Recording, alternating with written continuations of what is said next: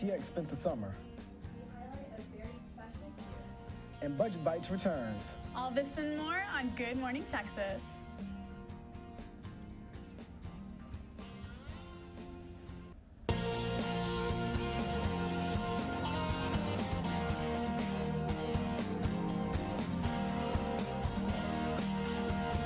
Good morning, Texas. I'm Lizzie Smith. And I'm Joseph Stewart. Thank you for joining us this Wednesday, September 18th. It's our first show back since summer break. Lizzie, how was your summer? My summer was great, Joseph. I interned at a morning show in San Antonio. It was really great. And I got to go to South America with my dad. So Really it was kind of fun. It was a nice mix of work and, vacation. Sounds very interesting. How was yours? My summer wasn't bad. I mainly just spent it working though, but making money, so hey, you can't complain about that. Yeah, can't complain about that at all. Definitely. It's needed, you know. For sure, especially during the school year. Oh, yeah. Well, let's get into today's top stories.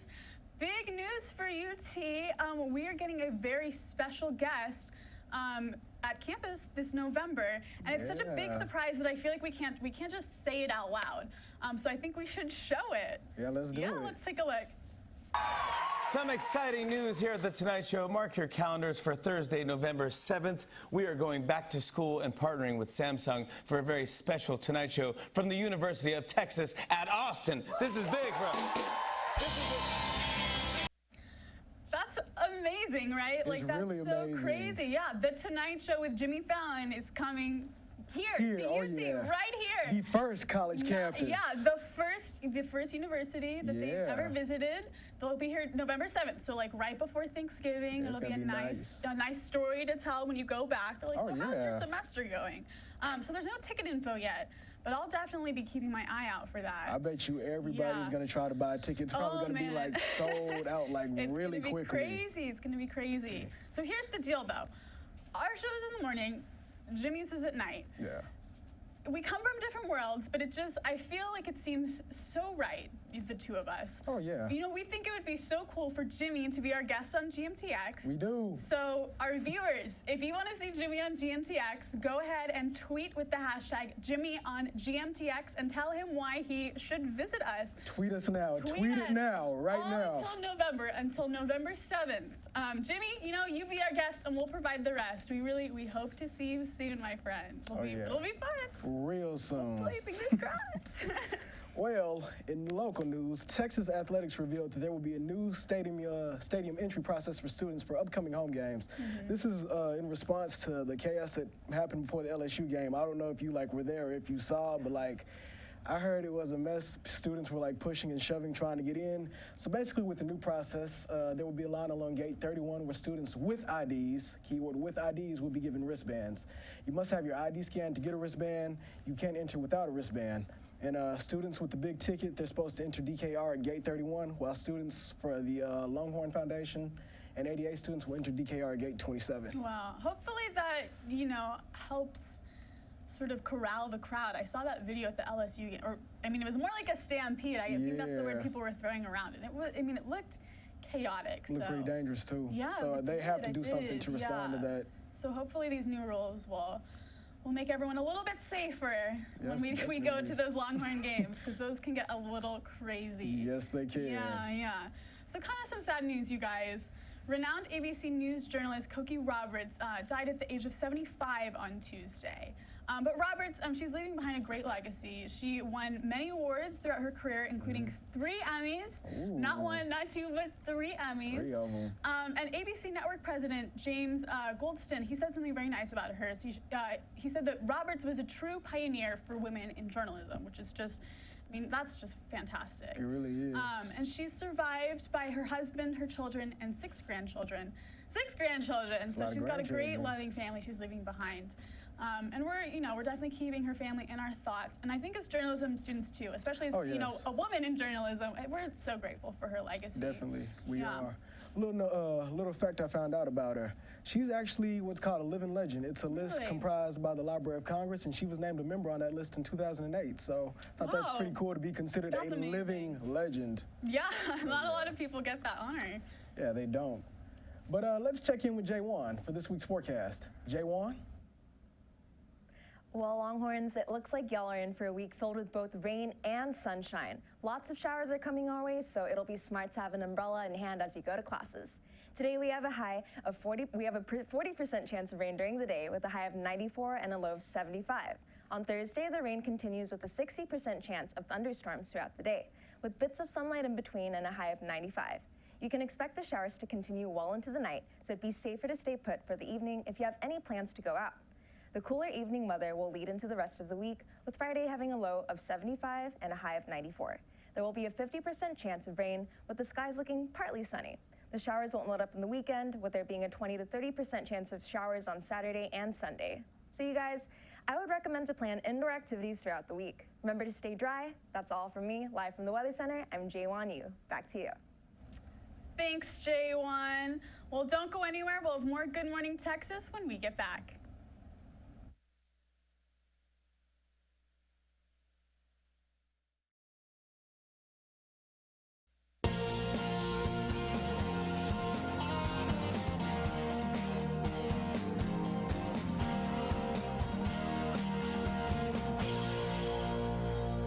Welcome back to Good Morning Texas. Well, after 3 long months apart, the GMTX gang is finally back together.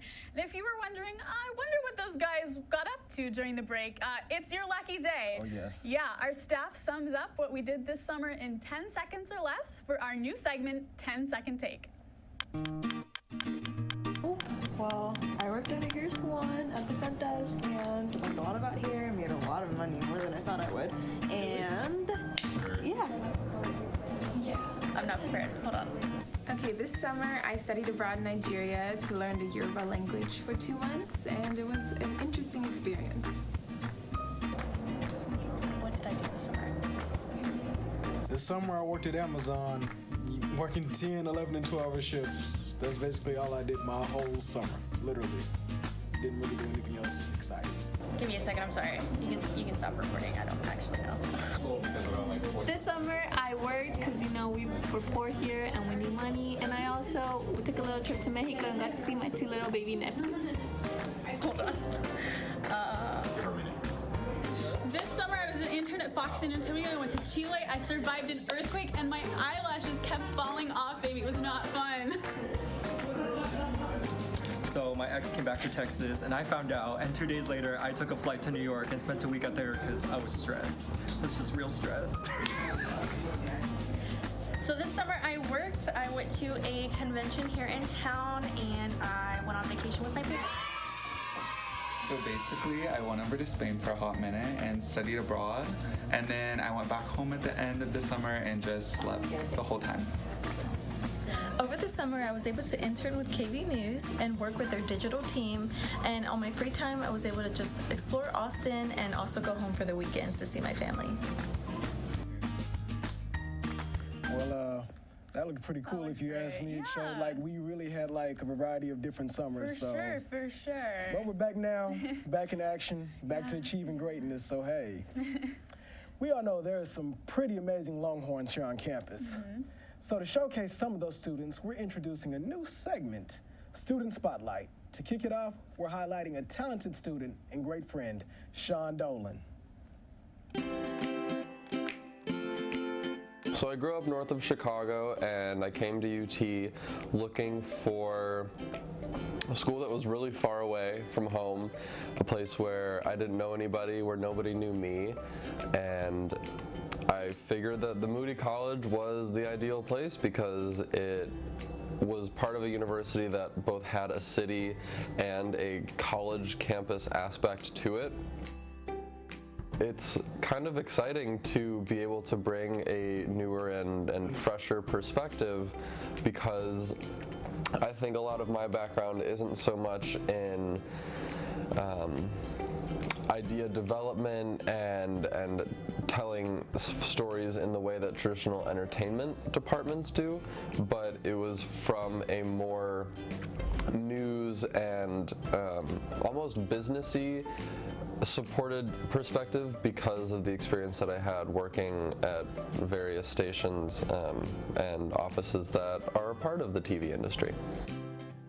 I really want to look back at this year and confidently be able to say that I was able to increase awareness that we are here, we are on campus, and we are a place for students to both be a part of and for students to watch. And so I want the hardest working people I know to be recognized for it.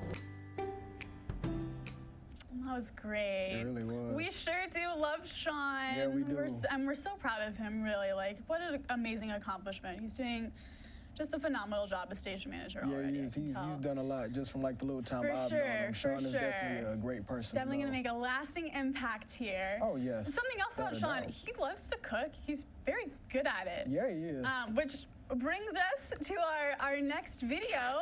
You know, nothing tastes better than a home-cooked meal. Definitely. I think we can all agree on that.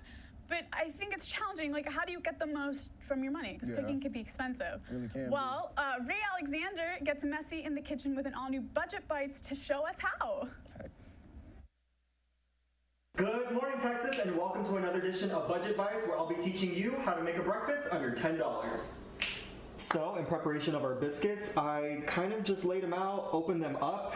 I had already chopped up our turkey, and all I like to do is stick them in here, like you're creating a pig in the blanket. And when you're done, all you do is just close it up and you put it back on the sheet. And then you repeat this for all 4. So, now that we got our biscuits prepped and the stove at 350, it's time that we pop them in the oven and get ready for the next course. So now for the main part of the breakfast, now that I have the omelet cooking, I like to take a couple pieces of turkey and lay them down, and then add a little cheese.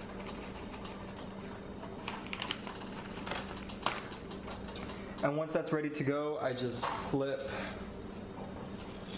the egg over.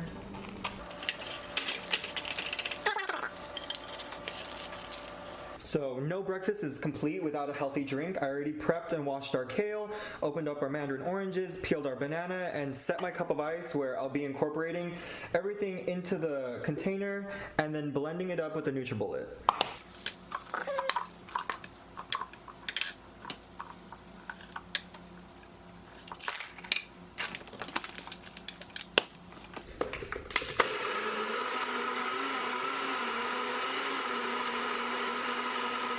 So there you have it, a cheap and easy meal all under $10. As always, I'm Ray Alexander for Good Morning Texas, and we'll see you in the next one. It's actually good. Oh, that looked delicious. It really did. I'm so excited for Like, he could breakfast. maybe start a restaurant if you wanted to. That could be great. But stick around. After the break, we're joined by our friends from Students for Justice. Stay tuned.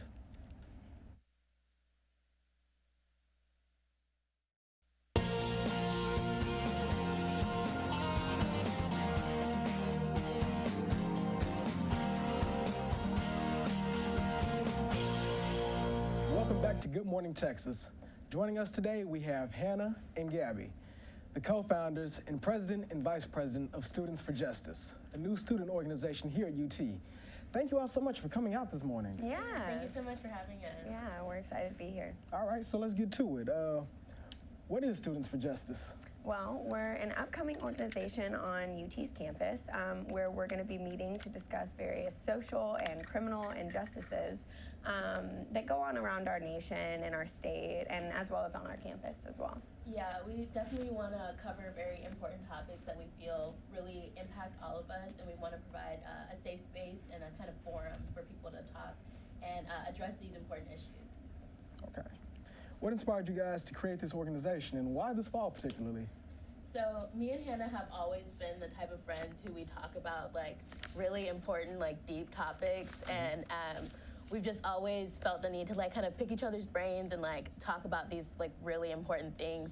And so just like after all of this, we felt like maybe other people would be interested in doing that type of thing as well. Yeah. Definitely, and more specifically, we were actually hanging out one Saturday night watching a documentary at my place, and we watched The 13th, which I'm sure a lot of you guys have seen, and it covers various social and criminal injustices, and we just realized how much overlap there is, and we both really care about these issues, so what better way to bring it to campus than two best friends. Definitely sounds like a good way to get it rolling. Yeah. I actually haven't seen the 13th, so maybe I should check that You out. need to watch It's it. very, very good. It's got us to a T, what we're going to be going over. Yeah, and it's on Netflix, so yeah, All right, yeah, I definitely super, got Netflix, super so. easy to access it. All right, definitely. I'm going to do that.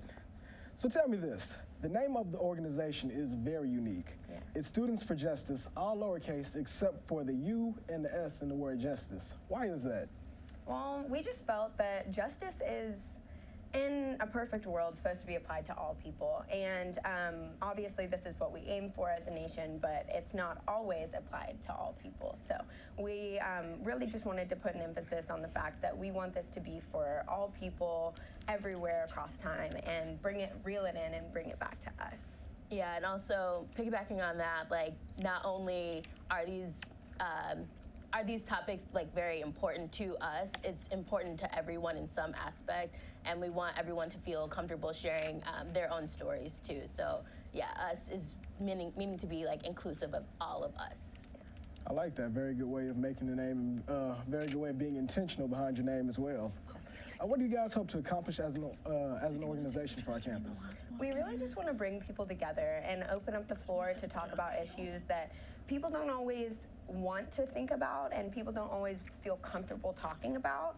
So we think that there's a better place for it than on social media platforms and various media channels to discuss these issues. Why not talk face to face about them? Yeah, definitely, and we like hope to again like provide that like safe space because like she was saying, you know, on social media sometimes it gets difficult because all of these topics that we're going to be discussing like really do impact us all so much. So we want to create this place where people don't feel the need to be defensive or they don't feel afraid to ask questions that they're not exactly sure about. Okay. What events and plans do you guys have for the future as a group? I know right now y'all are just starting, but like I guess looking long term down the road here, what do you guys really have in mind? Yeah, well, looking long term, I'm going to be focusing more on the criminal justice aspects. I'm a pre-law student, and so I really, really care about these things. I'm very well informed on various criminal injustices around the nation, and as well as in Texas more specifically. So I'm hoping to bring in people all across the spectrum, from lawyers to senators to judges throughout Texas, and even I'm very close personal friends with some people who have been wrongfully convicted in our state government. So I really hope to bring those people in and just kind of open people's eyes to what's going on around them. Definitely, definitely. And I'm going to be more on the social justice side as a person who's hoping to go into counseling, especially for like minority communities. Like these topics are very important to me, and like just even I'd love to have some professors that I've had on the UT campus who have brought up like really important topics such as like implicit bias and just racial expectations that society has like placed on different people. And so yeah, I would really love to have some of them come in as well. All right, sounds great to me. Well, Hannah and Gabby, thank you guys so much for joining us this morning and telling us all about your new organization. And to keep up with them, you can follow them at UT_Justice. Stick around. We'll teach y'all the best stretches in Texas that will help you feel energized for the rest of the day. We'll be right back.